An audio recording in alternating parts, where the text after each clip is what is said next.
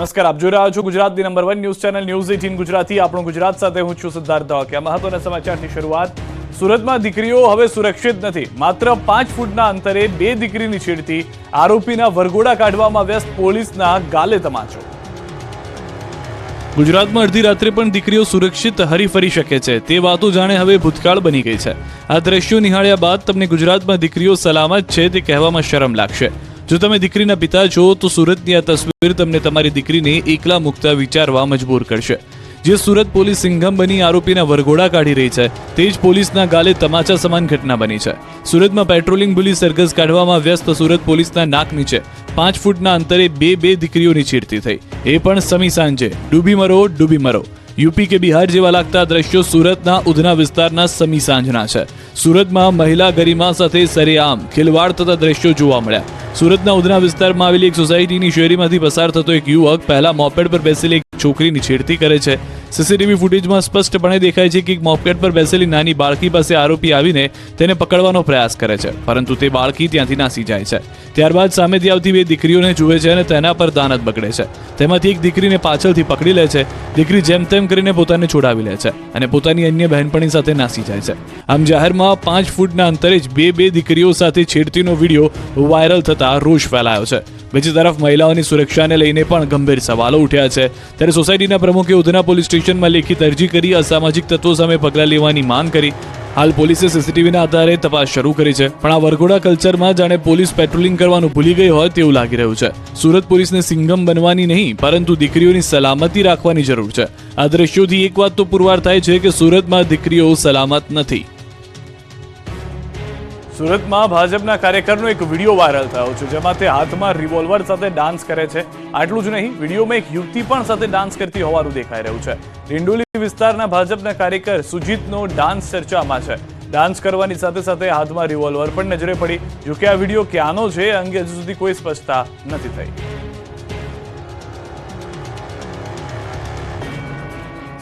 છોટાઉદેપુરમાં રફતારના રાક્ષસે તંબુમાં ઘુસાડી car. માતેલા સાંજની જેમ આવતી કારે જમતા લોકોને કચડ્યા. આ દ્રશ્યો નિહાળી તમારી છાતીના પાટિયા બેસી જશે. ધ્રુજી જવાય એવા ખતરનાક અકસ્માતના દ્રશ્યો છે છોટાઉદેપુરના બોડેલીના. અહીં માતેલા સાંજની જેમ આવતી કારે 3ને અડફેટી લીધા. અહીં એક પૂર ઝડપે આવેલી કાર તંબુમાં ઘૂસી ગઈ. તંબુમાં ધસમસતી કાર ઘૂસી જતા અફરાતફરીનો માહોલ સર્જાયો. આ ઘટનામાં 3 લોકોને ઈજા પહોંચી, જ્યારે આ સમગ્ર ઘટનાના સીસીટીવી ફૂટેજ પણ સામે આવ્યા. બોડેલીથી છોટાઉદેપુર માર્ગ પર કાર પૂરપાટ જઈ રહી હતી, ત્યારે રોડની બાજુમાં લારી પાસે બાંધેલા તંબુમાં કાર ઘૂસી ગઈ. તંબુમાં કેટલાક લોકો નાસ્તો કરી રહ્યા હતા, ત્યારે જ આ બેકાબુ કાર ધસી આવી હતી. લક્ઝુરિયસ કાર અચાનક ઘૂસી જતા નાસ્તો કરી રહેલા લોકોમાં નાસભાગ મચી ગઈ.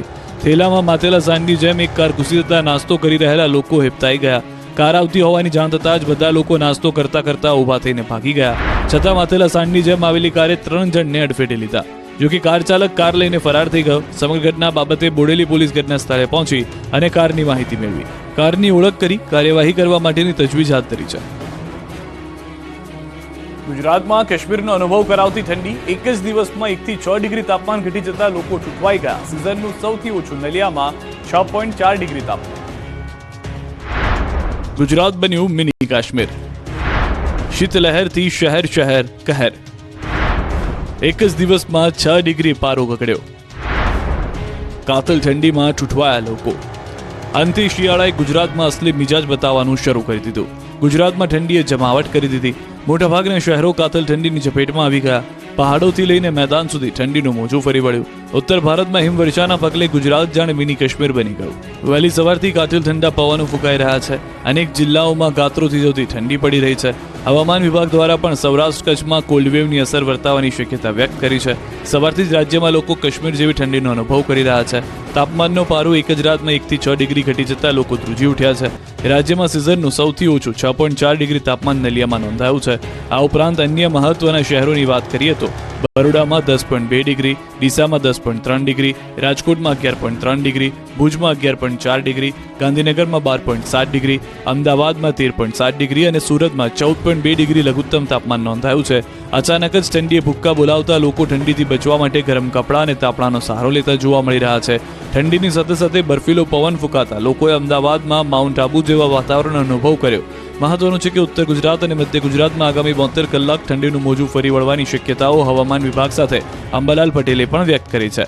આ ઉપરાંત ડિસેમ્બર માસના અંતમાં એટલે કે 23 ડિસેમ્બર બાદ ફરી એકવાર ઠંડીનો રાઉન્ડ શરૂ થશે, જે જાન્યુઆરીના પ્રથમ સપ્તાહ સુધી યથાવત રહેશે. એટલે કે આ વર્ષે ક્રિસમસ અને ન્યૂ યરની શરૂઆતમાં કાતરો થીજવતી ઠંડી માટે ગુજરાતીઓએ તૈયાર રહેવું પડશે. તો રાજકોટવાસીઓએ આ ઠંડીની પણ મજા માણતા નજરે પડ્યા. કોઈ લોકો વહેલી સવારમાં કસરત કરીને ઠંડી ઉડાડતા હતા, તો કોઈ લોકો સૂપ પીને ઠંડીની મજા માણતા નજરે પડ્યા હતા. કાતિલ ઠંડી પડતા માઉન્ટ આબુ થીજી ગયું, પાર્ક કરેલા વાહનો પર જામી ગયો બરફ. રાજ્યમાં શિયાળો ધીમે ધીમે ગિયર બદલી રહ્યો છે. ગુજરાતના કેટલાક વિસ્તારોમાં કાતિલ ઠંડી શરૂ થઈ ગઈ છે, તો હવામાન વિભાગે કોલ્ડ વેવની આગાહી કરી છે. આ તરફ માઉન્ટ આબુમાં પણ શીતલહેરે લોકોને ધ્રુજવ્યા, તો હિમવર્ષાએ ઉત્તર ભારતને ઠંડુગાર કરી નાખ્યું. ગઈકાલથી ઉત્તરાખંડના ઘણા ભાગોમાં હિમવર્ષા થઈ રહી છે. ચમોલી જિલ્લાના 43થી વધુ ગામો હિમવર્ષાથી પ્રભાવિત થયા છે, જેના કારણે રોડ પણ સ્લીપી થઈ ગયો છે. નૈનીતાલમાં પણ સિઝનની પ્રથમ બરફવર્ષાથી પ્રવાસીઓ ગેલમાં આવી ગયા. સતત હિમવર્ષા બાદ બદ્રીનાથ ધામમાં ચારે બાજુ બરફની સફેદ ચાદર છવાઈ ગઈ. હાલમાં બદ્રીનાથ ધામમાં અલકનંદા નદીના બ્યુટિફિકેશનનું કામ ચાલી રહ્યું હતું, પરંતુ હિમવર્ષા બાદ તમામ કામ અટકી ગયા છે. જુઓ આબુના હાલ. રાજસ્થાનમાં શીતલહેરે લોકોને ધ્રુજવ્યા. માઉન્ટ આબુમાં બરફની ચાદર પથરાઈ છે. 2 દિવસથી સતત શીતલહેરના કારણે દિવસભર ગરમ વસ્ત્રોમાં વીંટળાયેલા લોકો જોવા મળ્યા. ત્યારે હાલ માઉન્ટ આબુમાં લઘુત્તમ તાપમાન માઇનસમાં હોવાનું અનુમાન છે. તેમજ માઉન્ટ આબુમાં ખુલ્લામાં પાર્ક કરેલા વાહનો પર બરફ જામ્યો છે. લોકો ઠંડીથી રક્ષણ મેળવવા ગરમ વસ્ત્રો અને તાપણાનો આશરો લઈ રહ્યા છે. માઉન્ટ આબુમાં હળથી સુધી ઠંડી પડતા સહેલાણીઓ ઠૂંઠવાઈ ગયા છે. ઘર અને હોટલની બહાર પાર્ક કરેલ કારની છત પર અને મેદાનમાં ઘાસ પર બરફ જામી ગયો છે. પ્રવાસીઓ તેમની કાર પર બરફ જોઈને રોમાંચિત થઈ ગયા છે. તો ઠંડીથી બચવા માટે પર્યટકો ગરમ વસ્ત્રો તેમજ બોન ફાયર પ્રગટાવીને પોતાને બચાવવાનો પ્રયાસ કરી રહ્યા છે. બાંગ્લાદેશમાં હિન્દુઓ પર અત્યાચારના અમદાવાદમાં પડઘા. હિન્દુ સંગઠનો, સંત સમિતિ અને ભાજપનું વિરોધ પ્રદર્શન.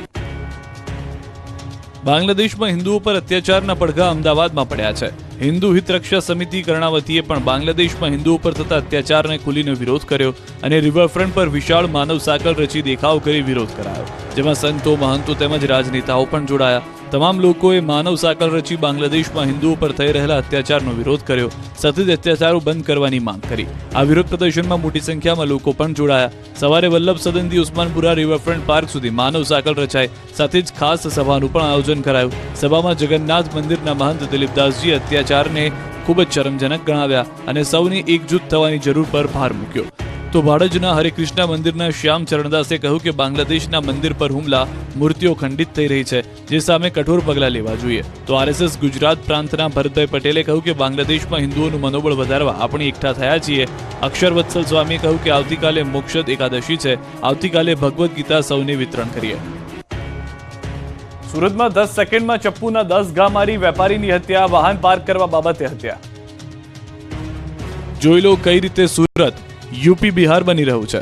જોઈ લો કઈ હદે કાયદાની એસી કે તેસી થઈ રહી છે. આરોપીઓના સરઘસ કાઢવામાં મહારત હાંસલ કરી સિંઘમ બનતી પોલીસની આબરૂના ધજાગરા કાઢતા લુખ્ખાઓએ સુરતમાં કાયદાનું વસ્ત્રહરણ કર્યું. સુરતમાં વાહન પાર્ક કરવા બાબતે 2 શખ્સો વચ્ચે ઝઘડો થયો, જેમાં 10 સેકન્ડમાં ચપ્પુના 10 ઘા મારી વેપારીની હત્યા કરી નાખતા હાહાકાર મચી ગયો. શહેરના ઉધના વિસ્તારમાં વાહન પાર્ક કરવા જેવી સામાન્ય બાબત એક લુખ્ખાએ વેપારીને ચપ્પુના ધડાધડ 10 ઘા ઝીકી હત્યા નિપજાવતા ચકચાર મચી ગઈ. ગુનાહિત ઇતિહાસ ધરાવતો આરોપી નીરજ ઉધના વિસ્તારમાં પોતાની પાસે ચપ્પુ લઈને બેફામ ફરતો હતો. ત્યારે સુભાષ ખટીકે પોતાની દુકાન પાસે પડેલી બાઇકને હટાવવા માટે નીરજને વિનંતી કરી, પરંતુ નીરજે બાઇક હટાવવાની ના પાડી ઝઘડો કર્યો. બોલાચાલી ઉગ્ર બનતા ઉશ્કેર રહેલા નીરજે પોતાના ચપ્પુથી સુભાષના છાતીમાં ઘા મારી દીધો. હુમલાના કારણે સુભાષ ગંભીર રીતે લોહી લુહાણ થઈ જમીન પર ફસરાઈ પડ્યો. તેમને તાત્કાલિક મહાવીર હોસ્પિટલમાં ખસેડવામાં આવ્યા, પરંતુ તબીબોએ તેમને મૃત જાહેર કર્યા. સરા જાહેર હત્યાને અંજામ આપ્યા બાદ નીરજ ત્યાંથી ફરાર થાય છે. તે પહેલા જ સ્થાનિક લોકોએ આરોપીને લોહી નિતારતા ચપ્પુ સાથે દબોચી લઈ પોલીસને હવાલે કર્યો. પોલીસની પ્રાથમિક તપાસમાં જાણવા મળ્યું છે કે નીરજ અગરબત્તી વેચવાનો ધંધો કરતો અને તેની વિરુદ્ધ ડિંડોલી પોલીસ સ્ટેશનમાં ચોરીના 8 કેસ નોંધાયેલા છે. રાજકોટમાં જાહેરમાં છરી કાઢનાર પોલીસ સામે બકરી બની ગયો. દબંગગીરી નીકળી ગઈ.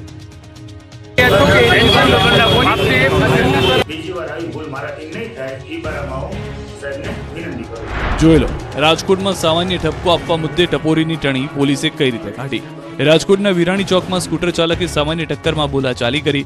બાદમાં કાર ચાલકે સ્કૂટર ચાલકનો વાંક કાઢ્યો. ત્યાં તો એનો પિત્તો ગયો અને સ્કૂટરની ડિક્કીમાંથી ચપ્પુ કાઢીને ધમકી આપવા લાગ્યો, જેને લઈને રોડ પર દહેશત ફેલાઈ હતી, નાસભાગ મચી હતી. પરંતુ પોલીસે જાહેરમાં લુખ્ખાગીરી કરતા લુખ્ખા દિવ્યરાજ જાડેજાને ગણતરીની કલાકોમાં જ પકડી પાડ્યો.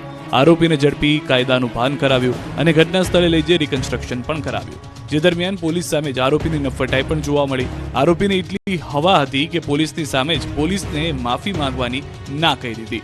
આરોપીએ કહ્યું કે એન્કાઉન્ટર કરો પણ માફી ન માંગો. બાદમાં પોલીસે અસલી મિજાજ બતાવ્યો. પોલીસે આરોપીનું સરઘસ કાઢી પોલીસ સ્ટેશન લઈ ગયા, જે આરોપીની સરભરા કરતા જો હુકુમી કરતો લુખ્ખો સીધો દોડ થઈ ગયો અને બે હાથ જોડી માફી માંગવા લાગ્યો.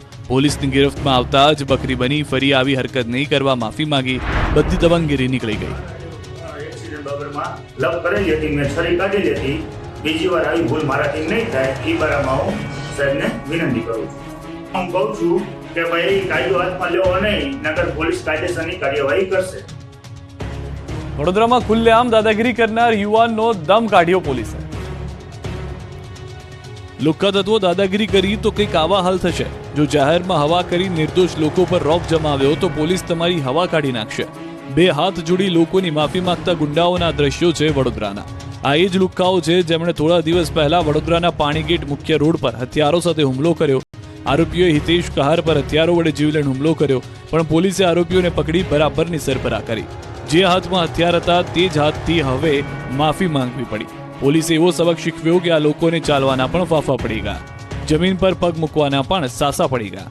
જે વિસ્તારમાં દહેશત ફેલાવી હતી તે જ વિસ્તારમાં પોલીસે આરોપીઓનું સરઘસ કાઢ્યું. સરઘસ કાઢી તવાઈ બોલાવી. નરેશ, હર્ષ અને શિવમ કહાર નામના આરોપીઓનું સરઘસ કાઢી ઘટનાનું રિકન્સ્ટ્રક્શન કર્યું.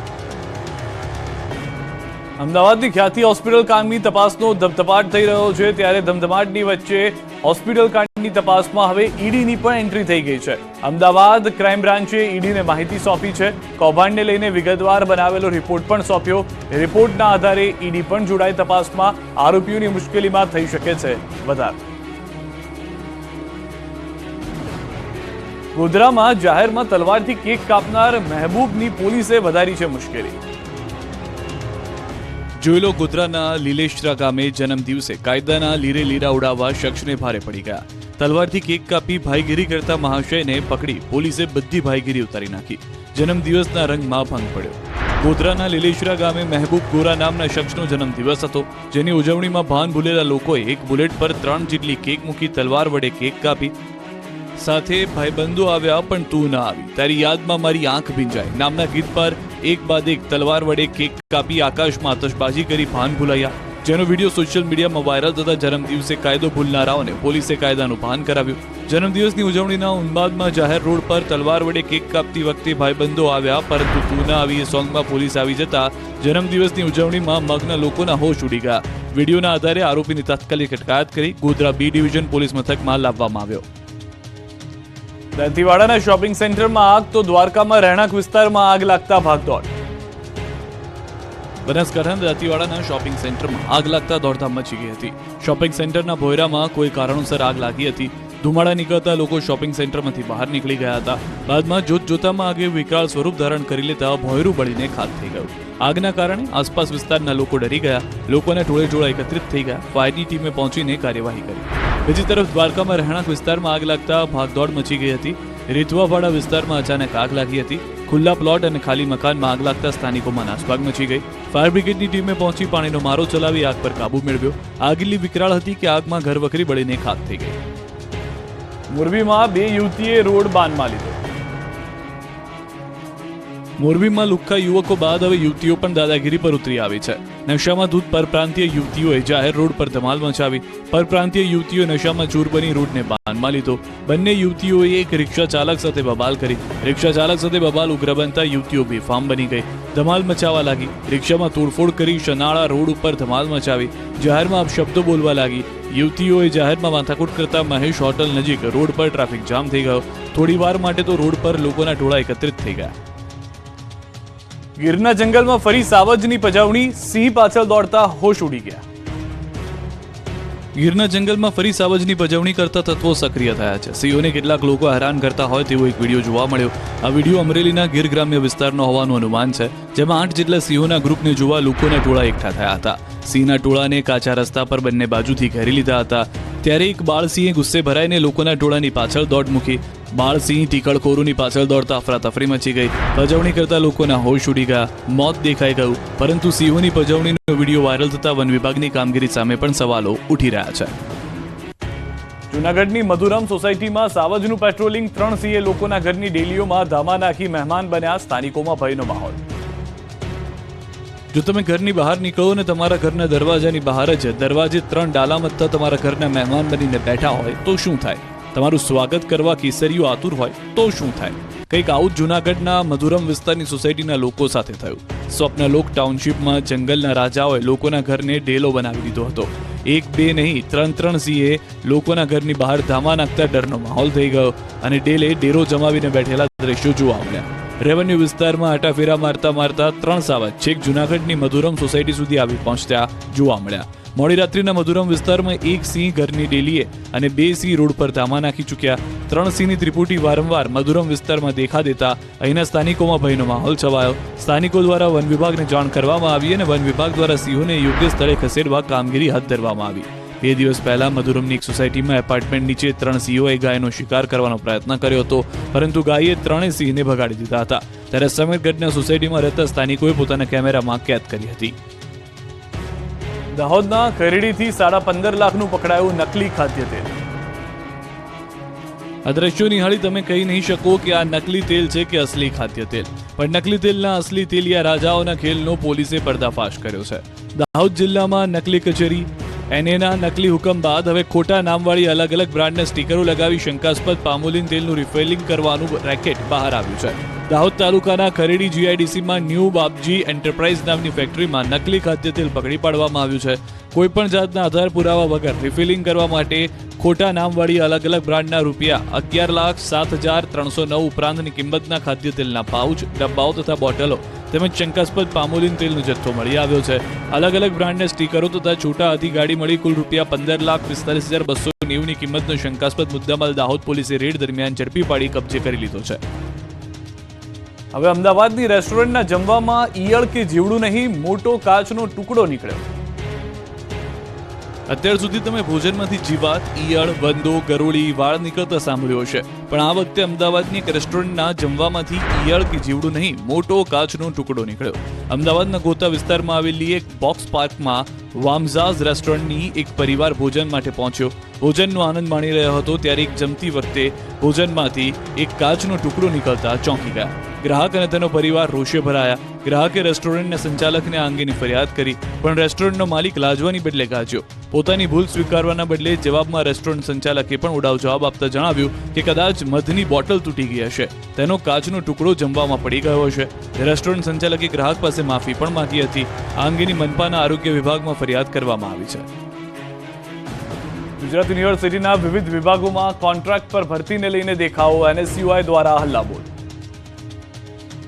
ગુજરાત યુનિવર્સિટીમાં વિવિધ વિભાગોમાં કોન્ટ્રાક્ટ પર ભરતીને લઈને વિવાદ ચાલી રહ્યો છે. ત્યારે ગુજરાત યુનિવર્સિટીમાં વિદ્યાર્થી સંગઠન એનએસયુઆઈ દ્વારા વિવિધ વિભાગોમાં કોન્ટ્રાક્ટ પર ભરતીને લઈને દેખાવો કરવામાં આવ્યા. સાથે જ એવો આરોપ પણ લગાવાઈ રહ્યો છે કે વિભાગના એચઓડીને મનગમતા લોકોને સીધી ભરતી આપી દે છે અને લાયકાતવાળા વિદ્યાર્થીઓ સાથે અન્યાય થાય છે. વહેલી સવારે એનએસયુઆઈના કાર્યકરો મોટી સંખ્યામાં યુનિવર્સિટી ખાતે પહોંચી હોબાળો કરતા ઠંડીમાં વાતાવરણ ગરમાયું હતું. યુનિવર્સિટીના સત્તાધીશોએ કોલેજના પ્રવેશની જાળીઓ લોક કરી દીધા.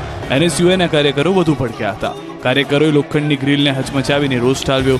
મહત્વનું છે કે ગુજરાત યુનિવર્સિટીના 18 વિભાગોમાં કોન્ટ્રાક્ટ પર ભરતી પ્રક્રિયા ચાલી રહી છે, ત્યારે કોન્ટ્રાક્ટ ભરતી કુલપતિના વડપણ હેઠળ થાય તેવી એનએસયુઆઈ માંગ કરી રહ્યું છે. વાવ પેટા ચૂંટણીમાં જીત બાદ સ્વરૂપજી ઠાકોરે વિધાનસભામાં ધારાસભ્ય તરીકેના શપથ લીધા. વાવ વિધાનસભાની પેટા ચૂંટણીમાં જીત બાદ ભાજપના સ્વરૂપજી ઠાકોરે વિધાનસભામાં ધારાસભ્ય તરીકેના શપથ લીધા.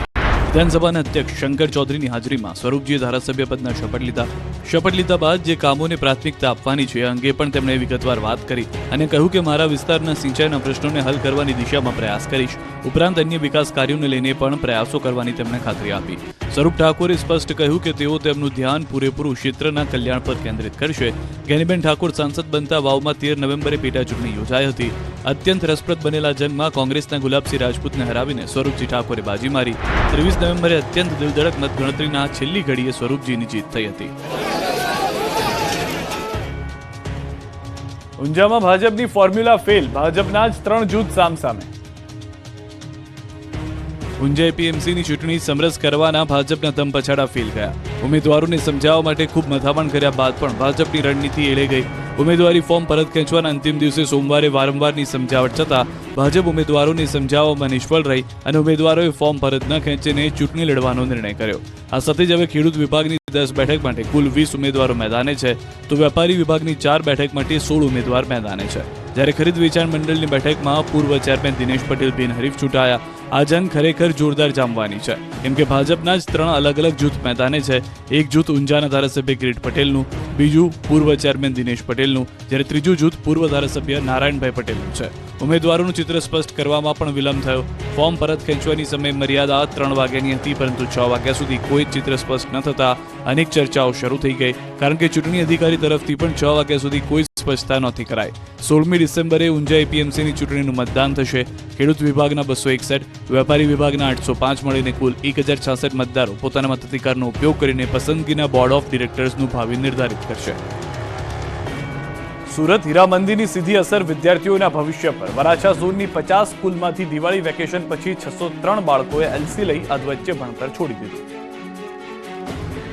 સુરત, જેને ડાયમંડ સિટી તરીકે ઓળખવામાં આવે છે, ત્યારે હાલ હીરાની મંદીના કારણે દિવાળી વેકેશન પછી અનેક કારખાનાઓ અને ફેક્ટરીઓ શરૂ થઈ નથી. તેની સીધી અસર હવે બાળકોના ભણતર પર પડી રહી છે.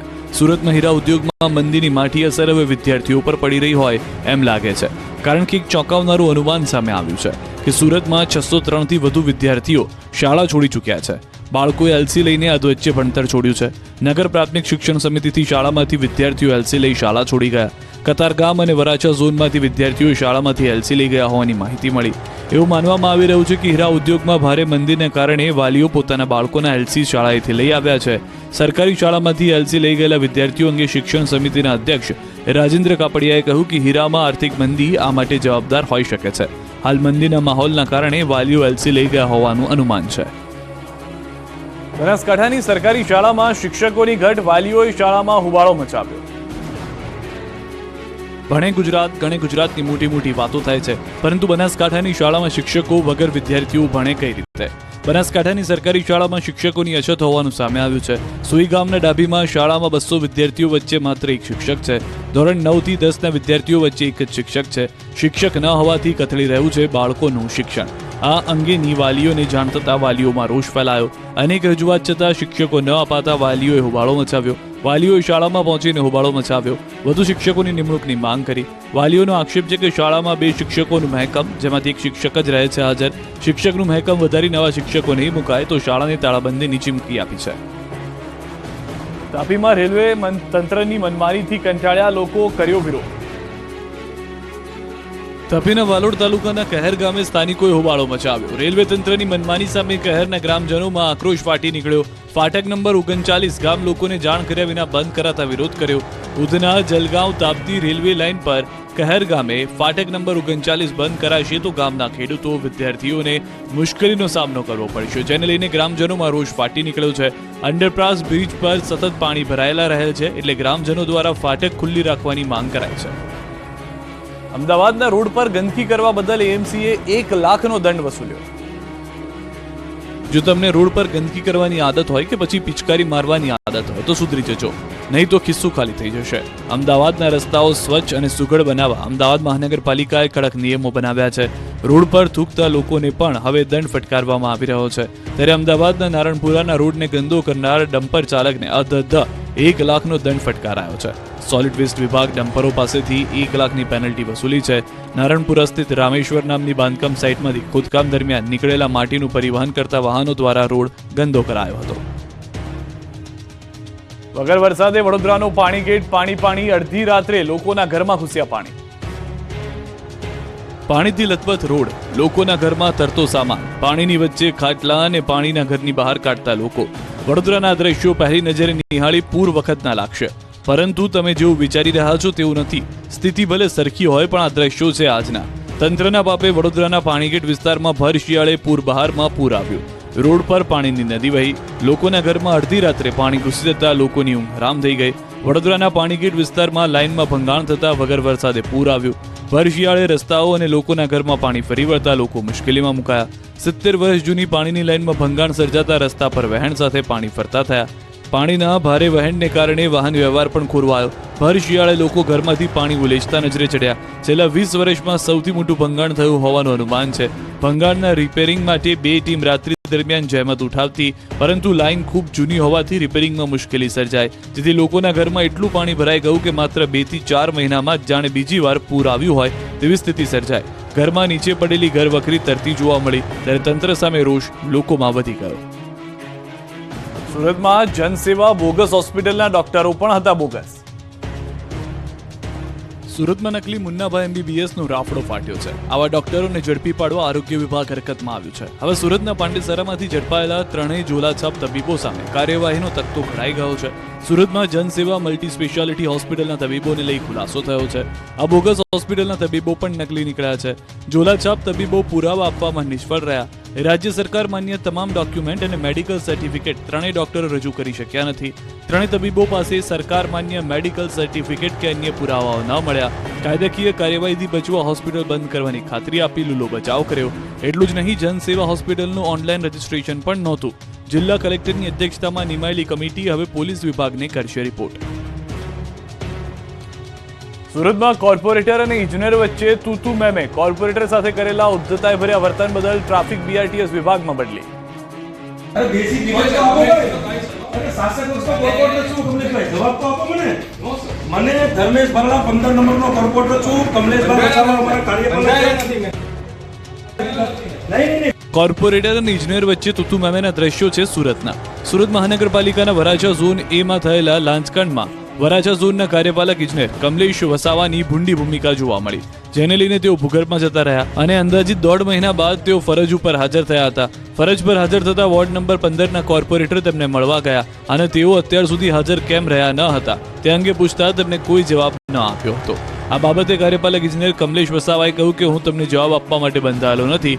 કોર્પોરેટર સતત પૂછતા રહ્યા અને અધિકારી તેમની અવગણના કરતો રહ્યો. બંને વચ્ચે તૂતુ મેમે થઈ ગઈ. આખી ઓફિસ આ ઘટના જોઈને સ્તબ્ધ થઈ ગઈ. આ મામલાને કમિશનર દ્વારા પણ ગંભીરતાથી લેવામાં આવ્યો છે. સુરતના વરાછા ઝોનમાં વિવાદ વચ્ચે કાર્યપાલક ઇજનેરની બદલી કરાઈ. જવાબ આપવા માટે એની પાસે સમય નથી. ભાવનગરમાં પોલીસની હાજરીમાં 11 લોકોના પર્સની ચોરી. તસ્કરો, લુખ્ખાઓ, ટપોરીઓ અને પર્સ ચોરોને પોલીસનો હવે કોઈ ભય રહ્યો નથી, તેનો આ પુરાવો છે. પોલીસનું નામ પડતા આરોપીઓ થરથર ધ્રુજવા લાગે, પણ જાણે ભાવનગરમાં તો પોલીસની હાજરીમાં ચોરોને મોકળું મેદાન મળી ગયું હોય તેમ પોલીસની હાજરીમાં ચોરી કરી હતી. ભાવનગર શહેરના રિંગ રોડ પર એક શોપની ઓપનિંગમાં લોકપ્રિય નીતિન જાની ઉર્ફે ખજૂરભાઈ હાજર હતા, જેમને જોવા મોટી સંખ્યામાં લોકોની ભીડ ઉમટી. તે સમયે ચોર ટોળકી પણ સક્રિય થઈ. આ ટોળકીએ 1-2 નહીં પરંતુ ઓપનિંગમાં હાજર રહેલા 11 લોકોના પર્સની ચોરી કરી તેમજ એક મોબાઈલની પણ ચોરી કરી. એક પર્સમાં 33,000 રૂપિયા હતા. અહીં પોલીસ હાજર હોવા છતાં ચોર ટોળકીએ ચોરીની ઘટનાને અંજામ આપ્યો. આ રીતે ચોરોએ પોલીસનું નાક કાપ્યું. પોલીસ મુખ પ્રેક્ષક બની રહી. ઘોડા છૂટી ગયા પછી તબેલાને તાળા મારવા જેવો ઘાટ ઘડાયો. ચોરોને પકડવા પોલીસે હવે કાર્યવાહી કરી. ભાવનગરમાં વિકાસની આંધળી લાઈમાં વીજપોલ વિસરાયા. ભાવનગરમાં વિકાસની આંધળી લાઈમાં વીજપોલ વિસરાયા. મહાનગરપાલિકાની અણધડ કામગીરીનો વધુ એક નમૂનો જોવા મળ્યો. શહેરના વિકાસ કાર્યોમાં વીજપોલ બાધા બન્યા હોય તેવું સામે આવ્યું છે. મનપાએ વીજપોલ અને ટ્રાન્સફોર્મર હટાવ્યા વગર જ રોડ બનાવવાનું શરૂ કરી દીધું. ચિત્રાથી સિદ્ધસર વચ્ચે પહેલીવાર 5 કરોડના ખર્ચે નવો રોડ બની રહ્યો છે. 2 માસથી રસ્તાના નવનિર્માણની કામગીરી ચાલી રહી છે, જેના માટે નડતરરૂપ દબાણો દૂર કરાયા, પણ PGVCLની બેદરકારીના કારણે વીજપોલ નથી હટ્યા. રોડ વિભાગના કાર્યપાલક એન્જિનિયરનું કહેવું છે કે વીજપોલ હટાવવા બાબતે PGVCLને 11 મહિના પહેલા જ જાણ કરાઈ હતી. બાદમાં પત્રથી પણ અનેક રજૂઆતો કરાઈ, પણ PGVCL પોતાની મનમાની ચલાવી રહ્યું છે. તો